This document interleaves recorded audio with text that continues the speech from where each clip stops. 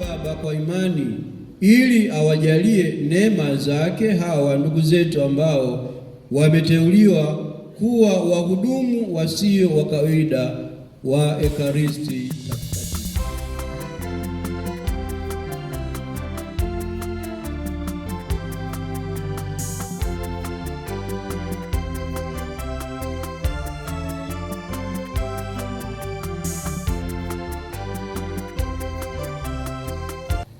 Mungu mwenye huruma na kiongozi wa familia yako, wabariki hawa ndugu zetu Sister Zita wa Kolinsimu, Sister Jocelyn Mpalie na Sister Adelaida Rugerero, ili waweze kwa uaminifu kuugawa mkate wa uzima kwa watu wako.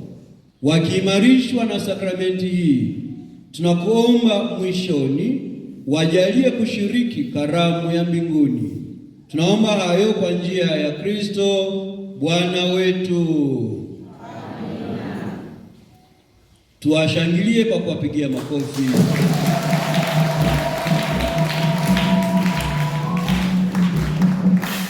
Tunawatakia utume mwema.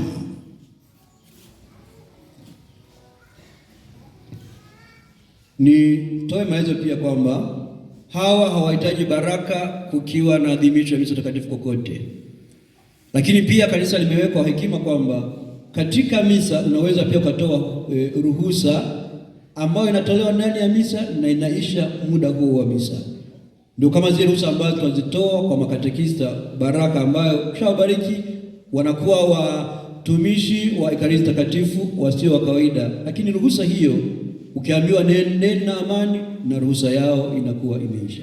Hawa ruhusa yao ni ruhusa ya mwaka mzima. Asanteni.